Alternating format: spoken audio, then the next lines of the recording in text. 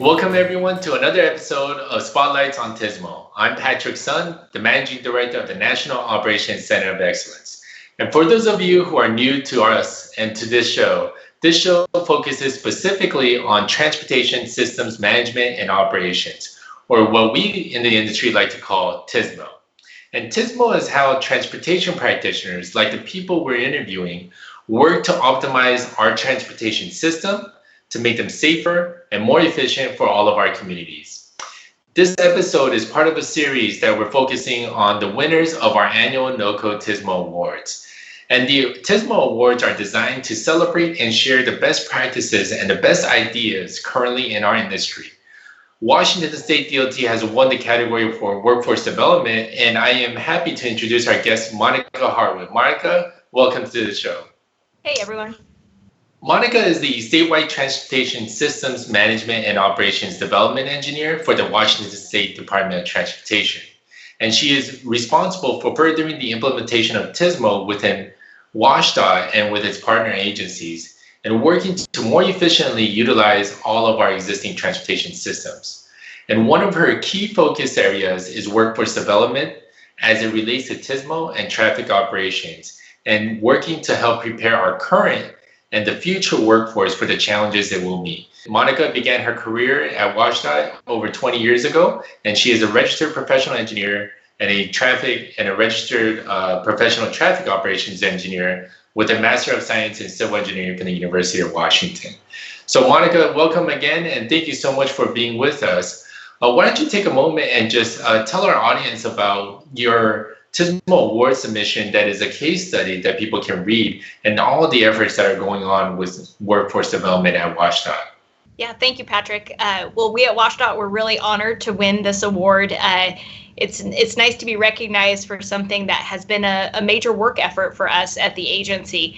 And it highlighted three things specifically that we're working on. It's three things out of many things what we're working on, but particularly three things that we wanted to highlight and share with the rest of the nation that hopefully they can take and utilize themselves.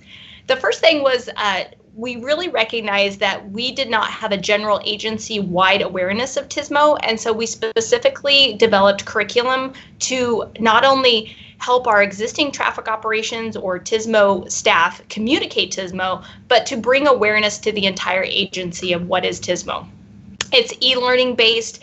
It's right now it's 5 to 7 different classes that people can take, and it's completely free to our staff, free to our partners, and free to anyone else across the nation that wants to take that.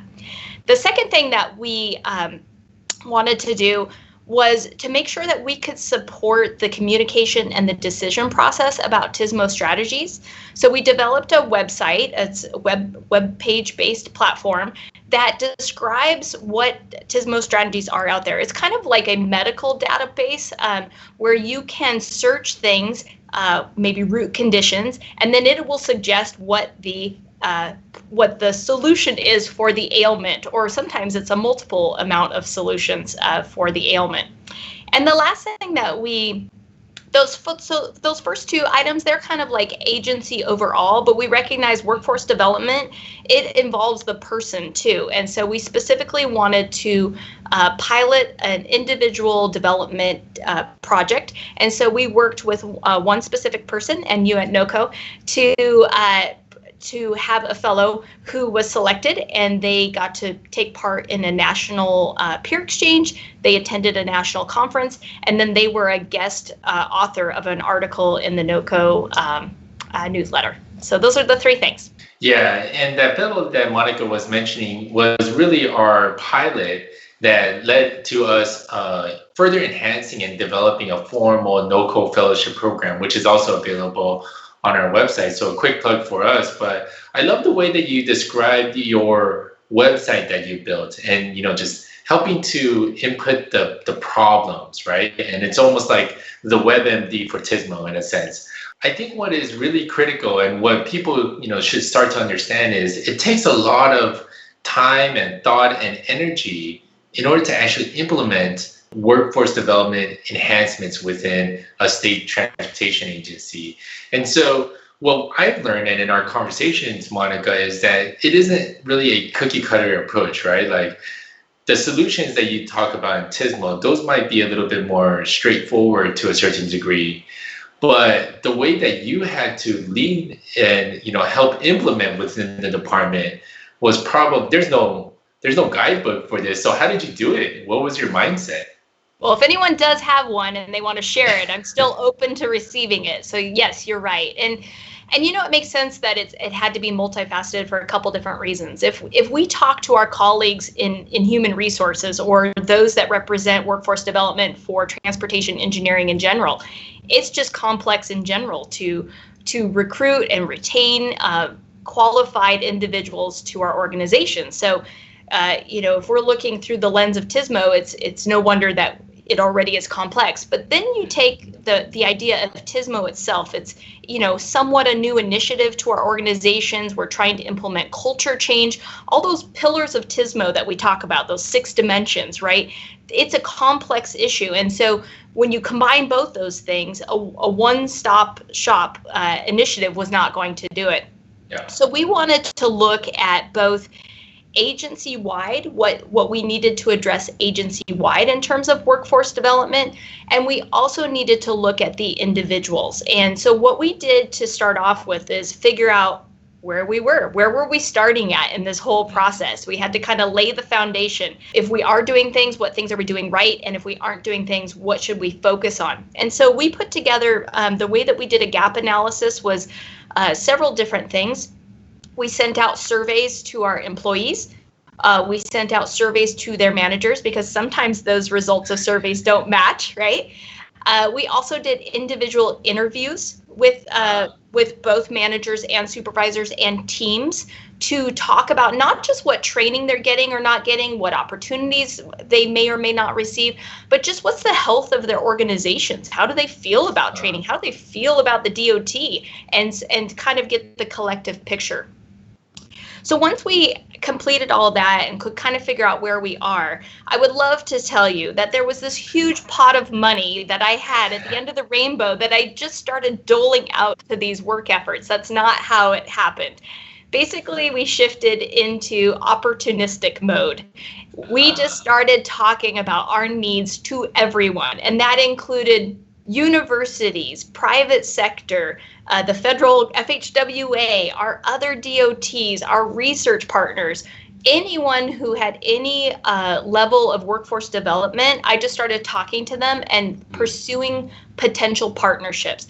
Now, I have to say, with the opportunistic approach, we also had strong leadership support of this, and we did have some seed money to take to these potential partnerships. And what was amazing is synergy just started happening. Like 1 or 2 things kind of broke loose, and as those would start to evolve, that's the power of synergy. Other things kind of just collectively started presenting themselves. And before we knew it, we did have multiple facets of efforts going on that started filling in the different dimensional gaps that we had in workforce development. And so as those strategically kind of started falling into place, we were able to step back and say, now where do we want to really focus our energies on going forward? You brought up something really great. Like you changed the mindset. You were getting into it right at the end. Like help the people who are listening to this understand that shift in mindset, because there's only so much where you're doing opportunistic and then you're really changing gears. And a lot of times people think that's just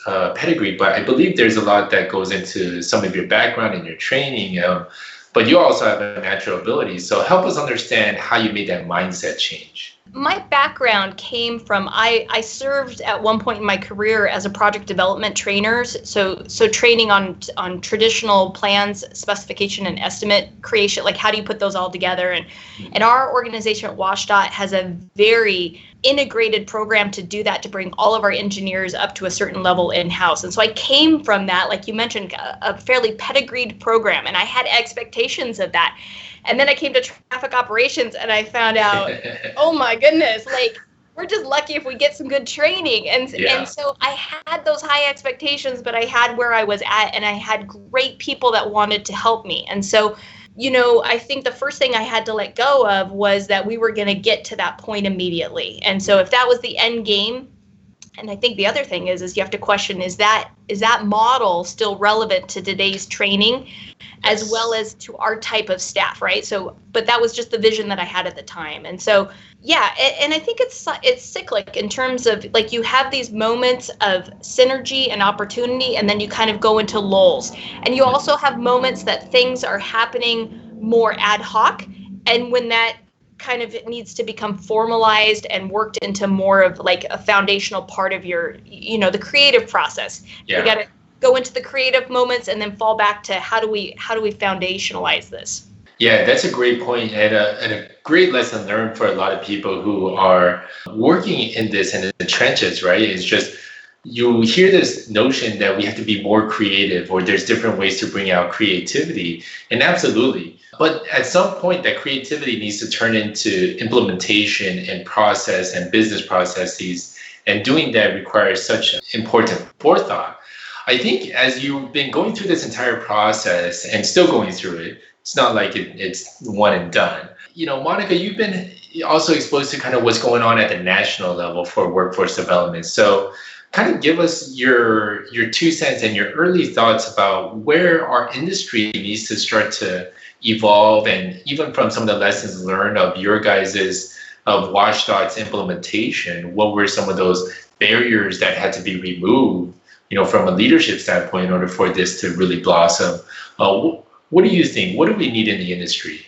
Well, I think Mecca for us all is when we have to stop talking about mainstreaming TSMO, right? Like TSMO is just accepted. And so I'm going to answer your question as if TSMO has been mainstreamed, right? We've checked that off the list. We don't have to, we can just deal with like typical workforce development stuff, not like wrestling ourselves into the conversation. And so for me, that next generation focus is looking at the specific things that I think, your center has done a lot of work on what are the specific elements of workforce development in relation to TSMO. And it's things like looking outside of the traditional civil engineering background. Are we looking for our electrical engineers? Are we looking for our data analysts? Or, all those things that we typically didn't have to look for in the past.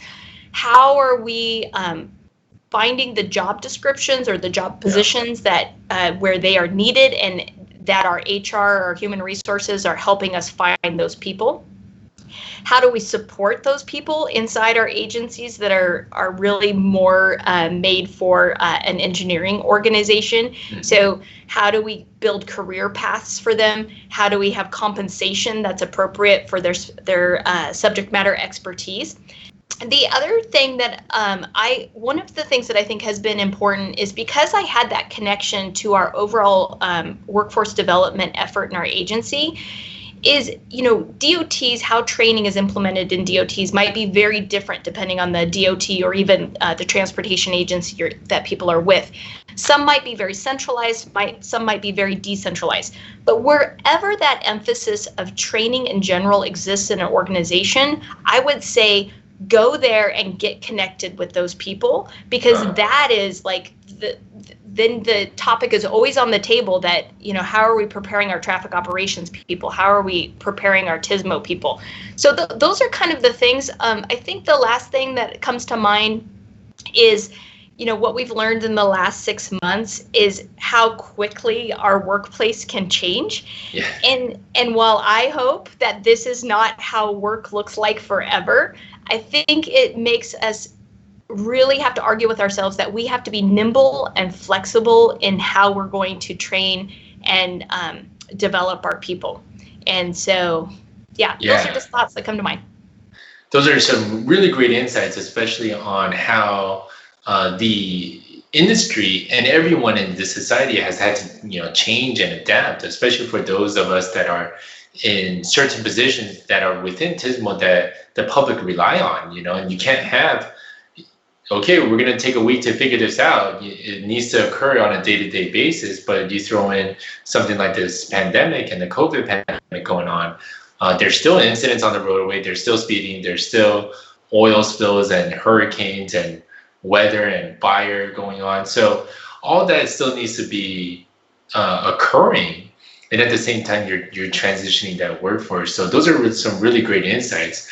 I did want to ask you from kind of this professional, personal, and looking back at your own career, who or what was something that was unexpected that really helped foster you into the leader that you are today? Like, you must have at least, a couple of examples that really just, wow, I did not even expect that, but that was such a great thing for me. What was yours? What was your moment? Yeah, so a couple things come to thought. One was I was part of a foreign exchange program midway through my undergraduate college education. And it was a little different than your standard college exchange program. I spent a year where I went to language school, to actual surveying school, and then I worked in the industry for 6 months. And it was one of the most defining moments in my life, in the fact that when you can go abroad and you can work in your field in another language in another country, like, baby, what else can the world throw at you? It really builds confidence in you. And so it also builds this avid and insatiable interest to travel too, by the way. So anyways, not everybody has to run out and do that, but just like exposing yourself to where you're not comfortable. Yeah. And learning that you can navigate that is, and there's so many ways that you can have that. The second thing that was really instrumental to me, and still is instrumental to me, is having mentors in your career. People that you can look up to, that you want to model yourself and your career after.